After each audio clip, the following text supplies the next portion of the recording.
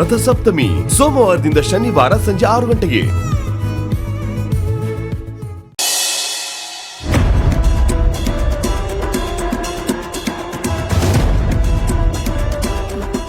ಶಿವಕುಮಾರ್, ಏನಾಯ್ತು? ಅಕ್ಕಪಕ್ಕ ಎಲ್ಲ ನೋಡಿದ್ರಾ? ಯಾವ್ದಾದ್ರು ಗುಡಿ ಸಿಕ್ತಾ? ಇಲ್ಲ ಮೇಡಮ್, ನಾನು ಸುಮಾರು ಕಡೆ ಹುಡುಕ್ದೆ, ಎಲ್ಲೂ ಸಿಗ್ಲಿಲ್ಲ. ಸುಮಾರು ಜನನ್ ಕೇಳಿದೆ, ಎಲ್ಲರೂ ನನಗೆ ಗೊತ್ತಿಲ್ಲ ಅಂತ ಹೇಳಿದ್ರು. ಸುಮಿತ್ರನ್ ಕೇಳಿದ್ರೆ ಅವಳಿಗೂ ಗೊತ್ತಿಲ್ಲ ಅಂತ ಹೇಳ್ತಾಳೆ. ಆಮೇಲೆ ಮನೆ ಕಡೆ ನಡ್ಕೊಂಡು ಬರುವಾಗ ನಮ್ಮ ಮನೆ ಹಿಂದೆ ಒಂದು ಚಿಕ್ಕ ಗುಡಿ ತರ ಇದೆ, ಅದಿರ್ಬಹುದಾ ಅಂತ ಕೇಳಿದ್ಲು. ಹಾ, ಅದೇ ಇರ್ಬೇಕು ಶಿವಕುಮಾರ್. ನೋಡಿ, ನಾನು ಹೇಳ್ದೆ, ಆದ್ರೆ ನೀವು ನಂಬಲೇ ಇಲ್ಲ. ಎಲ್ಲಿದೆ ಅದು?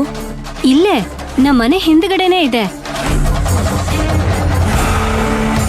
ಸರಿ, ಹಾಗಿದ್ರೆ ಬನ್ನಿ ಹೋಗೋಣ. ಏನಾದ್ರೂ ಪೂಜೆ ಐಟಮ್ಸ್ ತಗೋಬೇಕಾ? ಬೇಡ, ಮೊದ್ಲು ಹೋಗಿ ನೋಡೋಣ, ಆಮೇಲೆ ಏನ್ ಪೂಜೆ ಮಾಡೋದು ಅಂತ ಡಿಸೈಡ್ ಮಾಡೋಣ. ಹಾ ಸರಿ ಮೇಡಮ್, ನಾನು ಹೋಗಿ ಸ್ನಾನ ಮಾಡ್ಕೊಂಡು ಫ್ರೆಶ್ ಅಪ್ ಆಗಿ ಬರ್ತೀನಿ. ಆಯ್ತು.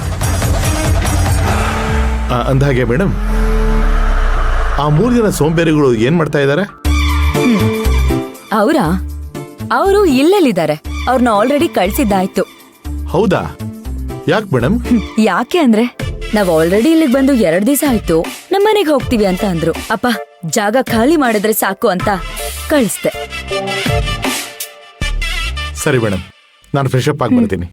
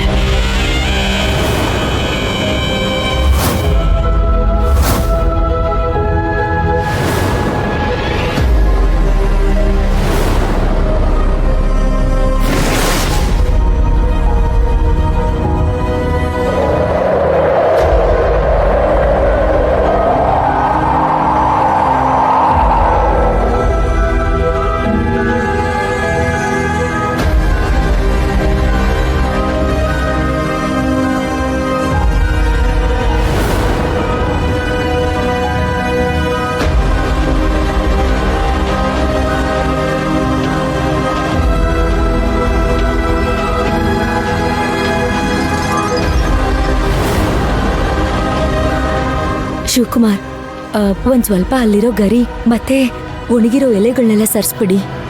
ಹಾ ಸರಿ ಮೇಡಮ್. ಹೋಗ್ರಿ.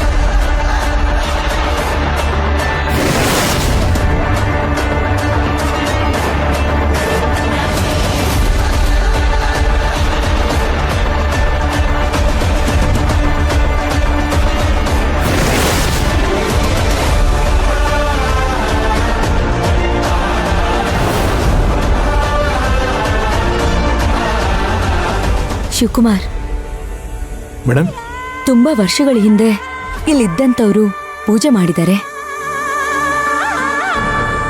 ನನ್ನ ಪ್ರಕಾರ ಯಾವುದೋ ಒಂದು ದೊಡ್ಡ ದುರ್ಘಟನೆ ನಡೆದಿದೆ.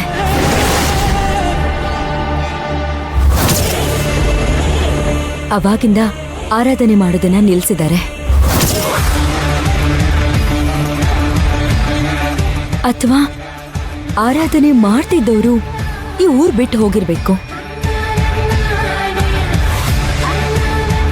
ಇಲ್ಲ, ಈ ಪ್ರಪಂಚನೇ ಬಿಟ್ಟು ಹೋಗಿರ್ಬೇಕು.